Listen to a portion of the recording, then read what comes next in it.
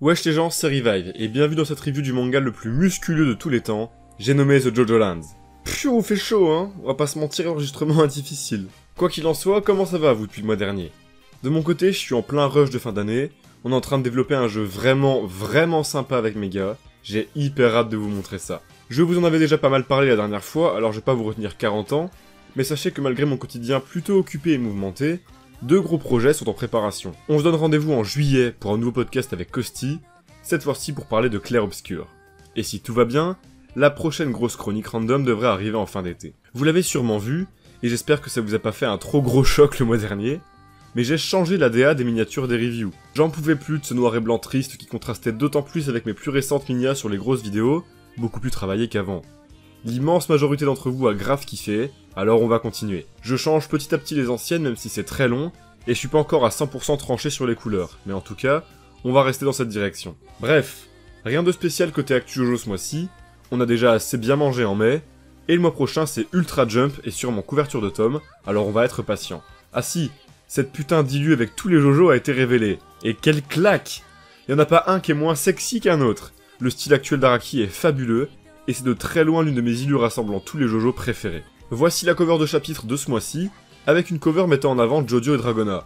Qui plus est avec la phrase d'accroche « Personne ne peut voler leur lien », très cool avec ce parallèle au thème de la partie intelligent, mais surprenant, étant donné que la focalisation de ce chapitre, nommé d'ailleurs sobrement Paco vs Ningbo, est totalement mise, comme attendu, sur le côté de Meryl. On va ceci dit pas bouder notre plaisir, car ça fait toujours autant plaisir de voir nos frères prendre la pose nonchalamment, surtout que celle-là pue le flot. Sur ce, ne tardons pas plus, et revenons assister à l'arrivée triomphante de Paco et Usagi, pour sauver la veuve et l'orpheline, en quelque sorte.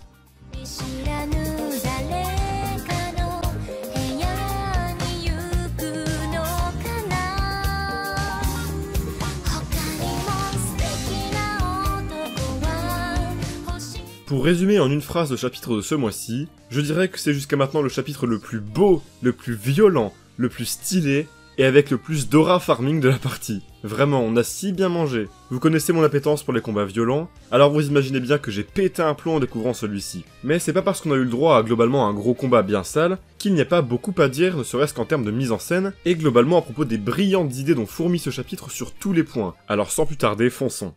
Le titre nous l'a promis, on ouvre donc sur un combat d'une violence rare entre Paco et Ningbo. Au cours d'une double planche absolument sublime ordée d'un Round 1 Fight, dans laquelle on peut voir l'exceptionnel regard aussi tétanisé que surpris de Ningbo, Paco ouvre le bal avec un violent coup dans la mâchoire, alors même que l'homme n'a pas eu le temps de pointer son gun sur lui. Éclatage de main avec le coude, into brisage de nuque pour finir sur un énorme envoi sur le bureau qui éclate en 1000 morceaux. Misère, quelle violence! Et quelle mise en scène et quel découpage surtout. Pour le coup là, cette action c'est du caviar du début à la fin. Déjà avec les plans ultra aériens à la plongée vertigineuse, plaçant toujours Paco en supériorité par rapport à son adversaire, particulièrement remarquable dans cette fabuleuse double planche, tandis que les balles de Ningbo qu'il tire lamentablement viennent se caler dans les différents tableaux du mur qui lui font face, et la M en bas qui fuit par peur de se faire écraser, sens du détail tellement appréciable.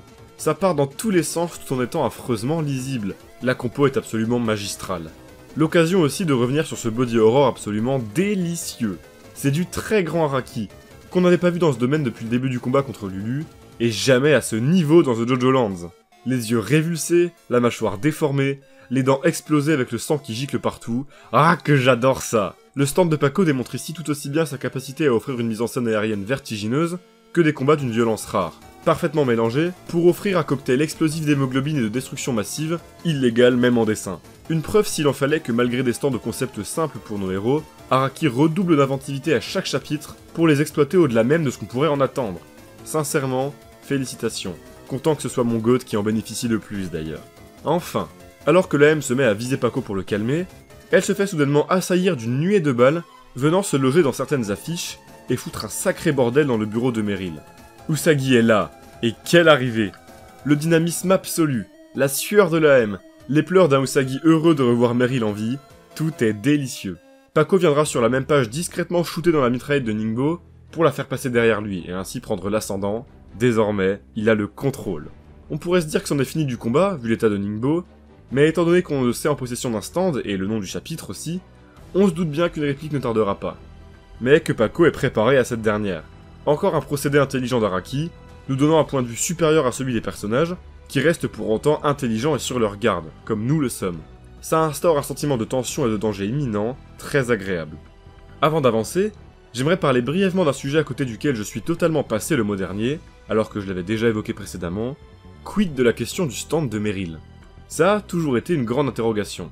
Perso, je suis absolument partisan du fait qu'elle en possède un. Elle a beaucoup trop de connaissances, a sûrement un background complexe, au cours duquel elle a dû accepter les mécanismes de ce monde pour s'en servir à bon escient, ce qui a l'air de caractériser les manières de The Jojo Lands, est sans aucun doute au courant des capacités de nos personnages, et viendra même prouver noir sur blanc au cours de ce chapitre qu'elle sait ce que c'est, disant directement à Paco que Ningbo est un manieur. Force est de constater tout de même que son absence de défense lors du chapitre précédent remet en question ce statut. Mais à la fois, à part la solution visant à dire qu'elle n'en possède pas, mais qu'elle sait quand même ce que c'est pour une raison ou une autre, qui paraît bien maigre en vrai, ça ferait très peu de sens que Meryl ne soit pas une manieuse. Mais alors, pourquoi ne pas répliquer? Les pistes sont multiples. Elle peut posséder un stand défensif ou alors hyper situationnel, inutile dans cette situation. Peut-être même un stand nul à chier, qui sait. A l'inverse, un stand très puissant, mais dont elle n'aurait pas pu se permettre de se servir contre des autorités, cherchant par exemple à rester clean aux yeux de la loi, et ne s'en servant qu'en cas de danger de mort immédiat. Ceci dit, moi ce qui me plaît le plus comme idée, ce serait qu'elle sache parfaitement depuis le début de ses galères que le groupe viendrait la sauver, attendant leur arrivée avec pour but de les endurcir, comme la bonne mentor qu'elle est. Enfin, on verra forcément ça tôt ou tard, Meryl est un personnage bien mystérieux et l'un des enjeux majeurs de ce Jojo Lands en vérité, qui finira par faire prendre un tournant à l'histoire, j'en suis convaincu. Par une mort tragique faisant évoluer nos héros, par une révélation de traîtrise, ou des liens précis avec Howler, que sais-je, mais quelque chose d'important dans tous les cas, sans aucun doute. Bref, revenons à du concret. Tandis qu'on entre dans une petite narration croisée, alors que la M se cache dans le sous-sol, et Kusagi panique alors qu'elle avertit Howler de ce qu'elle a vu dedans, Meryl va venir le rassurer. Elle lui expliquera clairement ce qui s'est passé, ce que nous on a vu le mois dernier. Pour rappel, elle a révélé ouvertement les objectifs du groupe, afin de faire vaciller ses ennemis, qui se diront que les 50 milliards valent plus que ce que leur paye Howler. Meryl viendra expliciter ça en disant directement que ce sont des flics corrompus, sans loyauté, et qui n'en ont rien à foutre de Howler. Ils n'iront que là où l'argent coule le plus à flot. On n'apprend pas grand chose, c'est surtout une confirmation, mais je trouve ça intéressant à deux niveaux. Déjà, ça prouve définitivement que le nouveau groupe n'a absolument aucune attache avec Howler, et donc, que le plan de Meryl fonctionne a priori. Décidément, tout le monde exploite Howler et son argent. Est-ce que l'homme finira par exploser, ou alors se faire juste exploiter par un plus gros que lui, qui serait le véritable antagoniste de la partie? On en reparlera un peu tout à l'heure, mais encore une fois, les deux visions sont valides. Et ensuite, c'est bête, mais j'ai trouvé les comparaisons et les manières de dépeindre cette cupidité plutôt très bien vues et subtiles. Les tournures utilisées par Meryl, du type « leur cupidité pèse plus que tout dans la balance », ils mesurent leur valeur au nombre de chiffres dans leur paye, sont vraiment cool, et en disent long sur les mécanismes de corruption ici présents à Hawaï. Encore une fois des thématiques plutôt classiques, mais traitées avec justesse, finesse, originalité, et surtout de par une narration incroyablement intelligente. D'ailleurs, je trouve qu'on a certaines pertes dans la strate de Stairway ici, dans ces expressions. Peut-être juste que c'est un choix volontaire, peut-être que c'est la trad anglaise de Iwamata Noboru qui prend trop de liberté, j'en sais rien, mais quoi qu'il en soit, j'ai trouvé cette dernière vraiment plus cool dans ce chapitre. Il y a d'autres moments où j'ai ressenti ces pertes, je le notifierai pas à chaque fois, retenez juste que j'ai basé l'écriture de cette review sur la traduction anglaise donc. La M de son côté, enquête dans la pièce et trouve évidemment le cas Yokohama chelou, tandis que Lulu chill au calme et lui balance des répliques typiques d'une gamine, qui ajoute beaucoup de consistance au personnage. Elle et son subtil mélange de réactions totalement enfantines, innocentes, et de coups de folie et d'intelligence profonde. À la question sur son petit ami, la M va mettre un gros coup de pression à Lulu, disant que les petits amis ne sont que des menteurs, enchaînant avec une menace quant au fait que Lulu, elle, n'a pas intérêt à mentir. C'est con mais j'ai adoré. Ça ajoute un tout petit peu de background intelligemment à la M, mis en relation avec son stand. A-t-elle développé un stand en rapport avec des traumatismes liés à des relations faites de mensonges? N'a-t-elle jamais pu se caser car son stand était une malédiction, et ne faisait que de lui révéler des dessins mal intentionnés de ses partenaires? C'est marrant de s'imaginer des trucs. Cette simple réplique fait travailler l'imagination comme j'aime. Ça enchaîne avec une question à Lulu quant à la chose que Howler lui a demandé de trouver. Les vers apparaissent, on sait qu'elle ment car on connaît son stand, et on sait que leur apparition en est le signe. La M sait donc qu'il y a bien quelque chose, c'est carré et intelligent, on aime. En parlant de lui, c'est le moment de la transition à Howler. J'avais hâte de la faire celle-là. Pour le coup, je m'attendais absolument pas à en voir une dans ce chapitre. J'étais persuadé qu'on finirait le combat actuel avant d'en trouver l'autre côté. Mais après tout, pourquoi se priver? On est là dans un des trucs qu'Araki sait le mieux faire depuis Jojo Lion, et qu'il continue de faire à la perfection dans The Jojo Lands, ces fameuses narrations croisées, ou ces combats sur deux plans comme je les appelle. En l'occurrence ici, Ça permet de garder une tension constante alors qu'on sait que les deux côtés sont assaillis, et que la communication entre eux est pourtant primordiale. La transition en elle-même est d'ailleurs hyper bien vue, cette dernière se faisant au moment où la M évoque la chose que Lulu recherche, et nous on sait bien que la lave, elle est dans le yacht avec Howler. Le découpage induit même une représentation sympa, avec la M qui verrait le bateau directement depuis ses lunettes, reprenant la forme ronde de ces dernières avec le hublot. Enfin, quelle double planche de transition! Tous les agents gouvernementaux et policiers entourant le yacht, et étant même à son bord, Howler en sueur, on ressent plus que jamais à quel point l'homme est cerné. Quelle ambiance en tout cas, on sent les films de gangsters et le GTA Vice City là. Et ouais, les policiers dont Jojo et le groupe se servaient comme d'un coup de pression sont bel et bien là. Peut-être bien qu'ils ne sont juste là que pour vérifier les causes de cet incendie. Mais étant donné leur nombre ahurissant et leur déter à monter très vite sur le bateau, je pense plutôt que Howler est dans une sacrée merde si on me demande. Et lui aussi, il le pense. C'est surtout un bon prétexte pour l'arrêter. Comme le dit si bien cette case, qui m'a fait péter un plomb de par cette réplique au ton terriblement hypant, Howler est sur le point de craquer. Il est entouré par la police, le gouvernement, le groupe de Jojo qui veut l'éteindre aussi, et même si on en reparlera très vite, Kay aussi ne lui veut a priori pas du bien. En bref, Howler n'a que des ennemis, qui plus est des ennemis différents, aux motivations qui le sont aussi. Ainsi, sa seule solution pour se sortir de là, c'est de signer ses papiers. Même si cette histoire d'usine d'armement doit encore être élucidée, au moins, il gardera ses 50 milliards. Et ça lui fera un antagoniste en moins, la banque. Évidemment, nous on le sait que c'est de l'enculade, mais encore une fois, au pied du mur comme il est, privé de réflexion profonde comme il l'est, en raison de la situation pressante, Howler ne peut a priori qu'accepter sous la pression. Évidemment, il faut le faire signer, il faut son consentement.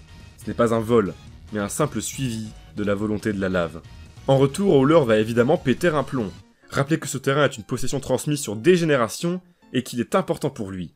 La question de si c'est honnête ou pas est encore et toujours à élucider, quand on comprendra plus le personnage, et gueuler sur Kay qu'il, je cite, « paye pas une fortune à rien foutre ». Cette dernière rétorquera qu'il doit absolument débarquer. Ça ne sert à rien, on ne peut rien faire contre le gouvernement. Alors Howler la soupçonne d'être celle en possession de la lave, sans nommer l'objet directement. L'homme n'est pas très fut-fut sur ce coup-là, étant donné la position ultra suspicieuse de Dragona. Ceci dit, il pensera bien qu'il ne peut évidemment pas en parler librement comme ça, laissant entrevoir à mon avis que l'homme sait pertinemment que Kay et ses autres sous-fifres sont des gens cupides, qui ne le servent pas par pure loyauté, en accord avec ce que disait Meryl tout à l'heure. Ça donne un début de réflexion sur un côté où Howler est peut-être conscient qu'il se fait exploiter pour sa thune. À creuser, on verra plus tard, mais je trouve ça hyper intéressant. Quoi qu'il en soit, la planche d'après est parfaitement bien choisie et pue le rat. Venons nous rappeler directement, suite à ce questionnement de Howler sur la roche, que c'est Jojo qui possède actuellement cette dernière, tranquille dans sa poche. Ce passage du côté de Howler va se terminer avec un élément hyper intéressant, que j'ai déjà teasé tout à l'heure. Kay va recevoir un message de l'AM, composé de cœurs et de mots affectueux, disant bien que Howler ne doit pas en lire le contenu. Ce message contient en fait toutes les infos qu'elle a découvertes. Lulu, Yokohama, la fortune de Howler, qu'elle communique donc à Kay. J'ai vu pas mal de gens s'imaginer des chips entre l'AM et Kay, et pourquoi pas, hein, vu ce qu'elle a dit sur ses petits amis l'autre, ce serait pas déconnant. Mais de mon côté, je vois ces cœurs et ces mots comme une couverture, au cas où Howler verrait la notif. Genre faire croire que c'est une conversation privée, orientée amour, ou truc plus compromettant d'ordre perso, imaginez ce que vous voulez, hein, pour que l'homme ne soit pas tenté de fouiner. Quant à la raison de pourquoi informer Kay, je ne pense pas que ce soit une action vertueuse pour qu'il se partage le butin promis par Meryl, par amour ou par amitié, mais juste parce que Kay est dans une position particulièrement favorable, étant juste à côté de Howler, et donc que ces deux, trois avec Ningbo employés, sont forcés de coopérer pour niquer Howler. Et peu importe à quel point la somme est divisée, ça restera plus que ce que leur promet Howler. Ça nous dit donc beaucoup. Manifestement, la M compte donc accepter le deal de Meryl, sinon elle aurait pas expressément dit à Kay de ne rien dire à Howler, ou en tout cas elle y réfléchit beaucoup, et attend peut-être la réponse de Kay pour être sûr de se lancer. On pourrait ainsi se dire que le combat entre Paco et Ningbo continue pour aucune raison valable, car la M aurait pu lui dire qu'elle comptait sûrement accepter le deal, mais ce serait oublier que Meryl a dépeint Ningbo comme un homme ayant aussi envie de venger Bobby Jean, apportant donc un petit niveau de profondeur supplémentaire à ce personnage, et l'humanisant un peu. Enfin, ce qu'on attend donc, c'est la réponse de Kay. C'est en effet ce qui dictera le combat et la suite. Si elle refuse le deal, alors elle pourrait dévoiler son stand et faire exfiltrer Howler en douce, pendant qu'elle retient nos héros et parle aux agents gouvernementaux. Si elle l'accepte par contre, et je suis plus là-dessus étant donné son regard sur cette géniale planche, l'isolant des autres personnes présentes dans la pièce de par ce jeu sur les contrastes qu'Araki maîtrise si bien, si elle accepte, Howler est dans une merde noire. Comme dit tout à l'heure, encerclé par 3 camps aux objectifs différents, mais qui veulent pour autant tous son downfall. À partir de là, 2 options, menant à ces fameux questionnements quant à l'antagoniste principal de The Jojo Lands. Soit Howler montre une supériorité écrasante à tous ces groupes, en reprenant le dessus d'une façon magistrale, que ce soit en usant du pouvoir qui lui reste, ou même en révélant son stand surpuissant, et donc renforçant l'idée qu'il soit notre vilain, soit c'est foutu, il se fait coffrer, et les enjeux dézoomeront petit à petit pour qu'on découvre le véritable antagoniste, une autre de ces personnes qui utilisait Howler pour son argent. Perso, je reste très attaché à Howler antagoniste. Rien de spécial ne vient étayer ça, si ce n'est son dernier regard étrangement serein comparé à ses précédents, mais je surinterprète sûrement. Ceci dit, vous le savez, j'adore ce personnage, et je le pense assez intelligent ou puissant pour réussir à sortir de là. N'oublions pas qu'il est un manieur, qu'il a un passé important, et que son statut ne peut que laisser supposer un homme à l'intelligence stratégique remarquable, bien que soumis à des excès d'émotions fortes. Je fantasme toujours sur cette idée de Howler qui accepte définitivement son côté sombre, malhonnête, pour envoyer bouler tous ceux qui se servent de lui. Qu'il assume à 100% ce rôle de représentation du capitalisme et de l'avarice frontale, directe, et ce, sans essayer de camoufler quoi que ce soit. Et on verra le propos vers lequel ça nous mène, mais il y a moyen de raconter plein de trucs, dont j'ai déjà parlé les mois précédents. Alors que Howler casse tout, fasse tout exploser dans ce yacht de merde pour s'en sortir et entamer une cavale, qu'il reprenne l'ascendant sur la situation en trouvant un subterfuge inattendu pour s'en sortir et tout retourner en sa faveur. Que même si ça finit mal, qu'il finisse par s'échapper de prison en soudoyant les gardes, venant bien nous montrer frontalement une fois de plus que la police ici est corrompue. Peu importe, mais que cet homme brille, pitié Araki. J'ai tellement hâte de voir où ira ce beau bordel. De mon côté, très honnêtement, je n'imagine pas une seule seconde nos héros s'en sortir comme ça. Je m'attends à une dinguerie et j'ai trop hâte. Allez, terminons cette review par le round 2 de ce combat violent, sanglant, et à vrai dire terriblement jouissif entre Paco et Ningbo. Avant de couvrir le déroulé du combat en lui-même, j'aimerais qu'on s'attarde quelques instants sur le stand de Ningbo, car il y a quelques zones d'ombre que j'aimerais bien tenter d'éclaircir. Meryl viendra décrire le fonctionnement du stand très simplement. C'est bien sûr de ce moment dont je parlais quand j'évoquais Meryl et sa connaissance des stands tout à l'heure. Elle dira que tout ce qui touche Ningbo gonflera comme un ballon. Ok, ça, soit. On l'avait plus ou moins saisi. Il avait touché la poignée de porte, et l'avait fait exploser lors du chapitre précédent. Lors du chapitre 22, il avait saisi le poignet de Meryl, et une zone proche a fini par gonfler. Pas le poignet exact ceci dit, et c'est la seule fois où c'est pas la zone exacte qui sera touchée par le gonflement. Retenez ça pour la suite, c'est important. Quant au clavier, on ne le voit pas toucher directement, mais ce serait pas impossible qu'il l'ait fait, notamment ici. Même si à vrai dire, rien de sûr là-dessus, et je comprends toujours pas à 100% cette introduction. Et au sein du combat qui va suivre, dès lors que l'homme touchera quelque chose avec ses doigts, que ce soit son ennemi directement, un flingue ou alors même un mur, ça gonflera. Visiblement, on nous dépeint donc un pouvoir qui se déclenche au toucher de la main. Mais à ça, 3 trucs un peu confusants viennent s'ajouter. 3 trucs qu'on va essayer de prendre sous un angle analytique pour leur donner du sens. Déjà, la tournure de phrase utilisée par Meryl. Au lieu de tout ce qui le touche, si elle avait utilisé tout ce qu'il touche, ça aurait fait plus de sens. Et pour le coup, ça c'est dans la trad de Iwamata et de Stairway, alors soit les deux se sont plantés, soit c'est juste en effet très confusant. Ensuite, pourquoi la main de Paco gonfle à ce moment-là, sur une zone non touchée par les doigts de Ningbo qui plus est aussi longtemps après? Il est bien rentré en contact avec la peau de Ningbo sur cette zone-là, tandis que sa main droite ne touchait que son casque, qui est bien épargné par le gonflement. Et donc la théorie la plus plausible serait que ce ne soit pas les doigts de Ningbo qui déclenchent le gonflement, mais alors sa peau au global. Et dans ce cas, la tournure de phrase de Meryl fait sens. Ceci dit, la mise en scène de son pouvoir est alors assez maladroite, ce dernier étant 90% du temps déclenché par les doigts, et donc ça nous induit un peu en erreur. Et puis à la toute fin, Paco y va sur les contacts, mais ne gonfle pour autant pas, et c'est un peu curieux. Quant au délai d'exécution, soit c'est contrôlé par Ningbo, mais j'y crois moyen car il aurait aucun intérêt à faire ça si tard, soit c'est lié à la distance qui sépare l'assaillant de sa victime. Genre oui, Paco a gonflé, mais il est désormais loin d'un Ningbo en mauvais état, alors ça va finir par disparaître et non par éclater. C'est bien le cas d'ailleurs, le gonflement finira par disparaître. Et si la main de Paco finira en effet bien par exploser, ce sera dû à un autre contact qui a déclenché un autre gonflement. Et dernier truc un peu confusant, ces fameuses bulles d'air flottants qui apparaissent sur cette planche. Ça ne peut être qu'une pure représentation visuelle du stand, stylé qui plus est, mais ça peut aussi, pourquoi pas, induire un truc qui expliquerait pas trop mal le cas du chapitre 22, une réaction en chaîne. Le clavier a commencé par être affecté, puis en approchant sa main, Meryl voit aussi cette dernière gonfler, comme une sorte d'épidémie de bulles d'air en fait. Ça expliquerait donc pourquoi c'est pas le poignet de Meryl qui gonfle mais bien le haut de sa main, ceci dit pour ça il faudrait admettre que le clavier a bel et bien été touché en hors-champ. Voilà globalement ce que j'ai à dire sur ce stand. On aura sûrement très vite nos réponses, n'oublions pas que la phrase de Meryl reste en surface, et qu'elle ne sait évidemment pas tout, elle a juste vu ça. C'est aussi possible qu'Araki ait changé son idée avec ce stand en cours de route. C'est jamais désirable, certes, mais ce serait pas la première fois. Et c'est déjà le cas visuellement avec la représentation de ces effets, qui a un peu changé. Dans l'intro, ça faisait vraiment des ballons qui flottaient et montaient avant d'exploser. Là où maintenant, il n'y a plus du tout cette notion de montée, juste ça gonfle et ça explose. Quoi qu'il en soit, je trouve le concept de ce stand fabuleux, et incroyablement bien utilisé dans ce chapitre. Il suit la logique des stands de Jojo Lands avec un stand de fonctionnement simple, mais qui, si bien utilisé, et c'est le cas, peut offrir des tas d'utilisations hyper intelligentes. Enfin, rentrons maintenant dans le vif de la grosse bagarre. On reprend alors que Ningbo est sacrément amoché, et que Paco flex en position bagarre, avec le fusil derrière lui en mode il a le dessus, j'adore. Paco lance les hostilités en lançant The Hustle, pour se propulser en l'air et attirer l'arme à lui, avec supposément les muscles de son dos, pour se retourner et mettre un énorme coup de scorpion Evo dans la tronche de Ningbo, puis se mettre en position pour le rafaler de balles. Misère que c'est stylé. The Hustle continue d'être utilisé à la perfection par Araki, et je pense sincèrement que ce move-là est l'un de mes préférés de Paco, si ce n'est mon préféré. Le découpage en diagonale suivant le mouvement du coup avec l'arme, la grosse surprise du coup de fusil donnant sur un sale body horror avec cet écrasement total de la tronche de Ningbo, la petite réplique nonchalante de Paco avant de faire sa dinguerie, pour terminer sur ce qu'on attendait tous, la rafale. Non misère, quel bonheur.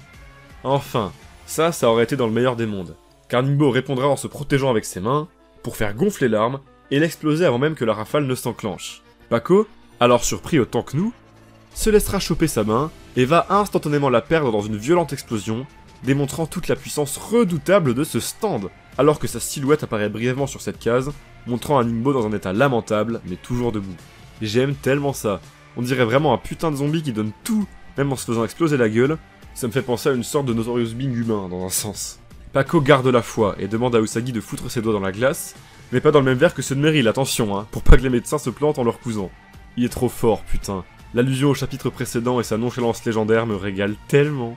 Les deux hommes sont à bout, mais reprennent leur position de combat, et s'apprêtent à se lancer dans un ultime échange alors que Ningbo hurle de toutes ses forces. La vibe Planet Waves est réelle, et vous le savez si vous suivez ces reviews depuis longtemps, c'est exactement le combat que je désirais pour Paco depuis le tout début. Cet ultime échange commençant par un enchaînement de sales coups ultra violents, se conclura par la plus brillante utilisation de stand de ce chapitre, le mur. Alors mis inter par un Paco on fire qui s'apprête à porter le coup de grâce à un truc qui n'a plus grand chose d'humain, Ningbo touche le mur, créant une bulle d'air dans ce dernier, qui viendra le faire exploser, et rendre aveugle Paco l'espace de quelques instants avec ses débris. Superbe expression faciale d'ailleurs, j'ai adoré le dynamisme de cette planche. Ce moment d'inattention sera alors suffisant pour que Ningbo chope la nuque de Paco à pleine peau, ne laissant, en voyant les bulles commencer à se former sur le visage de Paco, présager que le pire. Sérieux, quel cliffhanger! C'est horrible! On a vu la puissance du stand, on sait pertinemment que c'est la pire situation possible, une situation absolument mortelle et dans un délai terriblement court pour Paco. C'est une manière absolument brillante de terminer. La tension et la violence de la planche sont insoutenables, qui plus est avec ces petits détails bienvenus comme la main gauche de Paco, qui gonfle elle aussi étant donné le contact. La seule reproche que j'aurais à faire, c'est encore une question de lisibilité. Araki a eu la brillante idée, non, de foutre des bracelets aux deux protagonistes de notre combat, qui apparaissent qui plus est sur deux cases adjacentes, et sous le même angle de caméra. Alors j'ai mis un peu de temps à décrypter cette case, et à comprendre que c'était Ningbo qui chopait Paco et pas l'inverse. Quoi qu'il en soit, je me fais pas de soucis pour Paco de mon côté. Ça me surprendrait beaucoup qu'Araki tue un personnage principal aussi vite, et je suis surtout terriblement hypé de voir comment il va s'en sortir. Un coup de génie de sa part, un autre clutch légendaire d'Usagi, le reveal du stand de Meryl, tout est possible. Mais en attendant, survis Paco, s'il te plaît. Après ce chapitre, t'as encore grimpé dans mon grotescomètre, alors que t'étais déjà bien haut, enfoiré. Quant à moi, j'ai dit tout ce que j'avais à dire sur ce chapitre, alors concluons. Misère, quel chapitre! J'ose le dire, on a sans aucun doute là l'un de mes 3 combats préférés de la partie, et pas troisième, et sans aucun doute en tout cas mes échanges de coups préférés. C'est littéralement tout ce que j'aime. De la violence, du body horror, des utilisations de stands impactantes et intelligentes, bref, ce fameux Planet Wave version Paco que j'attendais tant, et qui marquera durablement la fanbase, comme l'un des combats cultes de Jojo, j'en suis certain. Qui plus est, Araki a mis le paquet pour celui-là niveau mise en scène et dessin. Je pense tout simplement là qu'on a le plus beau chapitre de la partie. Le body horror et les détails sont saisissants, les planches fourmillent de détails sans que ce soit lisible, bien au contraire, chaque visage en gros plan est une merveille absolue extrêmement expressive, et même en arrière-plan c'est hyper propre, là où Araki a généralement tendance, à raison, à délaisser cette partie-là. Puis ces angles de caméra, ce dynamisme dans le découpage, ce nombre de doubles planches grandioses, non, c'était du grand, très grand Araki. Après avoir livré un chapitre plus court que d'habitude le mois dernier, l'homme revient au sommet de son art, et c'est juste hallucinant de sortir des chapitres d'une telle qualité, quand on sait à quel point l'homme a été occupé dernièrement, et l'est toujours. Prends soin de toi mon gars, quand même. Même niveau narration, ça a beau être un peu en arrière-plan dans ce chapitre, tout ce qu'on a eu c'était du caviar. Les échanges subtils entre l'AM et Kei, qui changent petit à petit de camp, le propos balancé là-dessus par Meryl, l'acharnement de Ningbo, la nonchalance de Paco qui s'affirme à l'heure actuelle comme mon perso préféré du groupe, les réactions du Sagi en voyant Meryl, les rares passages de Jojo qui sont là pour crier « Je fais de l'aura farming !» le passage rapide sur Howler pour le combat sur 2 plans, qui a donné juste ce qu'il faut de développement et de montée en tension, avec des transitions géniales et tout ce délire par rapport à la lave. Ce cliffhanger fabuleux qui s'arrête pile au bon moment, pouah. Même si cette partie c'est que ça, The Jojo Lands n'a jamais été à un stade aussi tendu, et si proche d'une rupture totale dans la narration. À partir de maintenant, tout peut arriver, absolument tout. Et j'ai plus que jamais hâte de voir où ce chapitre absolument magistral va nous mener le mois prochain. Soyez prêts, et vive The Jojo Lands! Et bien voilà, cette 26e review de The Jojo Lands est maintenant terminée. J'espère qu'elle vous aura plu, et oui, c'est le retour de Great Days. Voilà, c'est l'ambiance fin d'année, ambiance déménagement. Je trouve que c'est plutôt approprié, et ça fait plaisir de la remettre. Ça aura en tout cas été un plaisir à faire, très compliqué, je vais pas vous mentir, surtout sur l'enregistrement, parce que putain, il fait chaud, bordel, c'est vraiment la période où il fait chaud, où les vidéos sont dures à faire quand je m'y mets. Mais voilà, elle est là, elle est sortie, je me suis encore fait la réflexion que ben voilà, c'est un chapitre qui a beau être focalisé sur un combat et qui à l'époque était synonyme de review beaucoup plus courte. Bah en fait elles sont tout aussi longues que celles où je m'attarde vraiment sur le scénario et la narration, parce qu'il y a tellement de choses à dire en fait en termes de découpage, de mise en scène et tout, et j'axe tellement plus mes analyses là-dessus que bah du coup ces reviews sont aussi longues quoi. Enfin bref, écoutez, j'espère que vous avez passé une super fin d'année, que vous avez réussi vos examens, que vous avez fait tout ce que vous vouliez faire globalement. Je vous souhaite de superbes vacances d'été pour ceux qui en ont, les autres forces, mais sinon profitez bien, c'est important de mon côté, je vais vous régaler je pense avec quelques projets qui devraient vous mettre très très bien. D'ici là je vous souhaite une super soirée, visiblement les gens dehors sont déjà en train d'en passer une parce que ça gueule plutôt pas mal. Et n'oubliez pas que The Jojo Land c'est quand même vachement bien, et oui.